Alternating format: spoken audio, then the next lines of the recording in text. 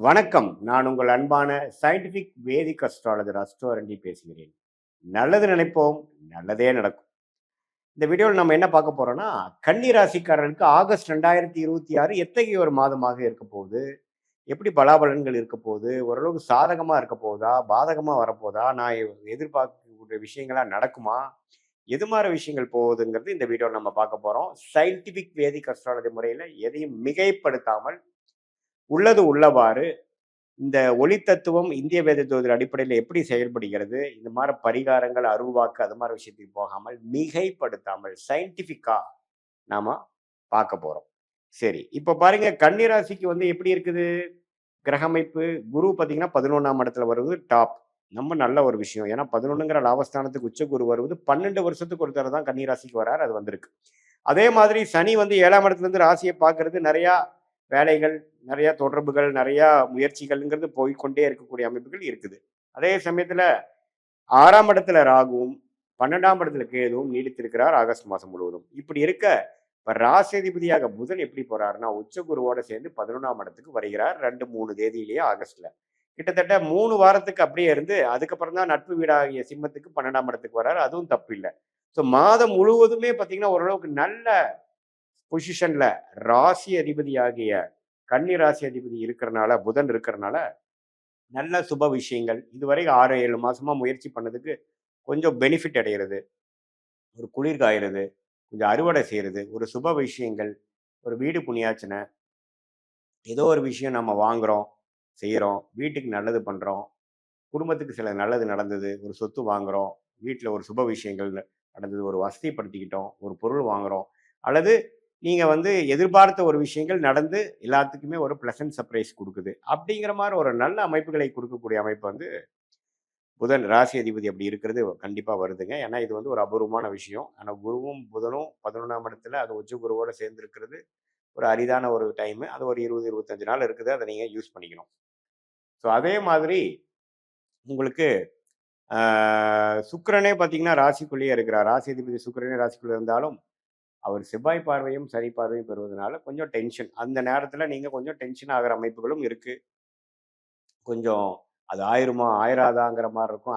நெறைய அலைச்சல்கள் எல்லாமே உங்க தலையில தான் விடியிற மாரி ஒரு அமைப்புகள். அதெல்லாம் கொஞ்சம் எதிர்பார்க்கலாம். மத்தபடி பார்த்தீங்கன்னா, ஒண்ணும் பிரச்சனை இல்ல. செவ்வாய் 10ல இருக்கிறது நல்ல முயற்சி. நீங்க என்ன நினைக்கிறீங்களோ, அதுல தீர்க்கமா செய்யக்கூடிய ஒரு அமைப்பு. நல்லா வந்து அ காலையிலிருந்து என்னன்னா, எந்த ஒரு விஷயமும் பிரச்சனைகள் வர வர நீங்க அதை எதிர்கொண்டு அதை வந்து நீங்க ஃபேஸ் பண்ணி போராட்டங்களே நிறைந்ததாக இருந்தாலும், போராடிக்கொண்டே இருக்கக்கூடிய ஒரு அமைப்பு. அதில வெற்றியும் பார்க்கக்கூடிய அமைப்பு இருக்குங்க. சூரியனும் 11ஆம் இடத்துல இருக்கிறார். அப்புறம் 12ஆம் இடத்துக்கு வரார். எல்லாமே ஓரளவுக்கு லாபங்களும், ஒரு சந்தோஷமும் பெறக்கூடிய ஒரு அற்புதமான ஒரு காலகட்டமா தான் நமக்கு வந்து இப்ப வந்து கண்டிப்பா கன்னி ராசிக்காரர்களுக்கு வருகிறது. ஸோ ஓரளவுக்கு பார்த்தீங்கன்னா, எல்லா கிரகமும் ஓரளவுக்கு நல்ல அமைப்புகள் இருக்கிறனால, ஒரு நல்ல விஷயமா நீங்க எதிர்பார்க்கலாம். நம்ப கஷ்டப்பட வேண்டிய அவசியம் இல்லை. அதனால பார்த்தீங்கன்னா, இந்த மார நேரத்தில சில விஷயங்கள் நீங்க சாதிச்சுக்கணும். கண்டிப்பா வந்து ஃபியூச்சர்ல அது வந்து நல்ல பலனை குடுக்கும். படிக்கிற ஐடி துறையில இருக்கிறவங்க, ஆர்ட்டிஃபிஷியல் இன்டெலிஜென்ஸ்ங்கிற புதுசா வரக்கூடிய அமைப்பு, எலக்ட்ரானிக் இது எல்லாத்துலயுமே புதிய யுக்திகள் வரக்கூடிய லேட்டஸ்ட் டெக்னாலஜி வரக்கூடியவங்களுக்கு நல்ல ஒரு முன்னேற்றம், நல்ல ஒரு வாய்ப்பு, நல்ல ஒரு வேலை வாய்ப்பு, நல்ல ஒரு முன்னேற்றம். ஆல்ரெடி அது இருக்கிறவங்களுக்கு நல்ல ஒரு ப்ரமோஷன். அது மாரி விஷயங்கள் கிடைக்குதுங்க. அதே மாதிரி அக்கவுண்ட், ஆடிட்டிங் லைன்ல இருக்கிறவங்களுக்கு நல்ல ஒரு அமைப்பு கிடைக்குது. மத்தபடி பார்த்தீங்கன்னா, அரசியல் சார்ந்த விஷயங்கள், பவர் எலக்ட்ரானிக்ஸ் அது மாரி விஷயத்துல இருக்கிறவங்களுக்கு நல்ல முன்னேற்றங்களை குடுக்கக்கூடிய அமைப்பு வந்து கண்டிப்பாக இந்த அ அமைப்பு ஆகஸ்ட் மாசம் 2026 வந்து தவறே இல்லாம இருக்கு. இந்த வாய்ப்ப வந்து கொஞ்சம் கரெக்ட்டா யூஸ் பண்ணிக்கணும். இந்த நேரத்தில சோம்பேறித்தனமாக, சோர்வுடன் இல்லாமல் கொஞ்சம் தன்முனைப்போட கொஞ்சம் முயற்சிகள் எடுக்கும் பொழுது, கண்டிப்பாக உங்களுக்கு சாதகமான அது வயசு வித்தியாசம் இல்லாமல் மாணவர்களா இருந்தாலும் சரி, நடுத்தர வயதினராலும் சரி, இளவட்ட வயதினர் இல்ல கன்னி ராசிக்காரர்களா இருந்தாலும் சரி, முதியோர்களா இருந்தாலும் சரி, கொஞ்சம் இதுவரைக்கும் எதிர்பார்த்த விஷயங்கள் அப்பாடான்னு முடிஞ்சுதுடா சாமி! கைக்கு கொஞ்சம் வந்தது. அப்படிங்கிற மார சில விஷயங்கள் நடக்கக்கூடிய மாதமாக இருக்கு. அதை நீங்க பார்த்து முயற்சி செய்து ஓரளவுக்கு செஞ்சு கொள்ள வேண்டும். இது ஒரு பொதுவான பலனே தவிர, உங்களுடைய ஜென்ம ஜாதகத்துல உங்களுடைய பிறந்த தேதி, பிறந்த நேரம், பிறந்த ஊர்ல நீங்க எது மாரி பொறந்தீங்க?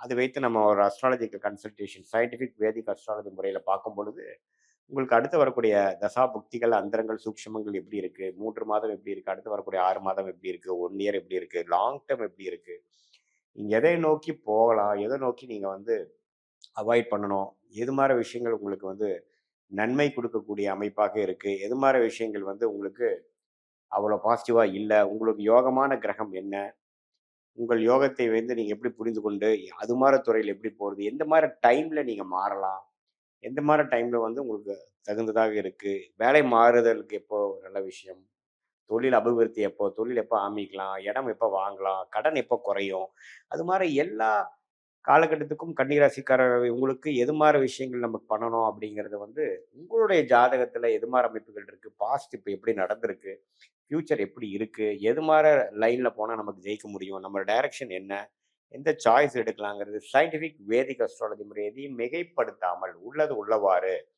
நாம பார்க்கும் பொழுது நம்மளுடைய கர்மாவை நாமளே தெரிந்து கொண்டு அதுக்கு தகுந்த மாதிரி வாழ்க்கை பயணத்தை நாமளே மேற்கொள்ளும் போது சிரமமின்றி எதிர்நீச்சல் போடாமல் நம்மளுடைய வாய்ப்புகள் என்னவோ அதையே நம்ம கொஞ்சம் முழுசாக பார்த்து அதுக்கு தகுந்த மாற நம்மளுடைய முயற்சிகளா இருக்கட்டும், நம்மளுடைய சாய்ஸஸா இருக்கட்டும், எல்லா விஷயமும் பார்த்தீங்கன்னா அதுக்கு தகுந்த மாதிரி நம்மளுடைய ஜாதகம் என்ன சொல்லுது, நம்ம டைம் என்ன சொல்லுது, அதுக்கு தகுந்த மாதிரி ஒரு முடிவுகளையும் அந்த நேரம் தான் முக்கியம். இப்போ பார்த்தீங்கன்னா எல்லா நேரத்திலையும் ஒரே மாதிரி இருக்கிறது இல்லை, நமக்கு சில டைம்ஸ் சாதகமான நேரங்கள் இருக்கு, சாதகமற்ற நேரங்கள் இருக்கு. ஸோ அந்த மாதிரி விஷயத்தை நம்ம வந்து ஓரளவுக்கு என்னங்கிறது பார்த்து அதுக்கு பிரகாரம் நம்ம போகும்பொழுது வாழ்க்கையில் எளிதில் ஜெயிக்கலாம். தேவையில்லாமல் நமக்கு வந்து ஒரு யோகமான தொழிலை விட்டுட்டு தேவையில்லாத ஒரு வேலையை பண்ணும் பொழுது அதில் பெரிய என்னதான் முயற்சிகள் போட்டாலும் பார்த்தீங்கன்னா பெரிய லாபங்கள் வராது.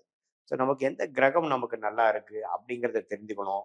எது மாதிரி டைம்ல நம்ம வந்து அது மாதிரி ரிஸ்க் எடுக்கலாம், எது மாதிரி டைம்ல கல்யாணம் பண்றது, நமக்கு ஏர்லி மேரேஜா, லேட் மேரேஜா, அல்லது திருமணம் காதல் திருமணமா, அரேஞ்ச் மேரேஜ் வர மாதிரி எப்படி இருக்கா, நம்மளோட ஜாதகத்துல சுக்கிரன் எப்படி இருக்கார், நம்ம ஜாதகத்துல 7ஆம் இடங்கிற திருமண ஸ்தானம் எப்படி இருக்கு, லக்னம் எப்படி இருக்கு, லக்னாதிபதி எப்படி இருக்கு, செவ்வாய் எப்படி இருக்கு, இது மூலமாக நம்மளுடைய தொழில் அமைப்புகள், வேலை அமைப்புகள், நம்ம படிப்பு, நம்மளோட முன்னேற்றங்கள், நம்மளோட இன்ட்ரெஸ்ட், இது எல்லாம் எதை நோக்கி போய் கொண்டிருக்கிறதுங்கிறத சயின்டிபிக் வேதிக் அஸ்ட்ராலஜி முறையில் தெரிந்து கொண்டு அதுக்கு தகுந்த மாதிரி முடிவுகள் எடுக்கும் பொழுது வாழ்க்கையில் எளிதில் வெற்றி பெற முடியும் என்று சொல்ல விரும்புகிறேன். மீண்டும் மற்றொரு காணொளியில் சந்திப்போம்.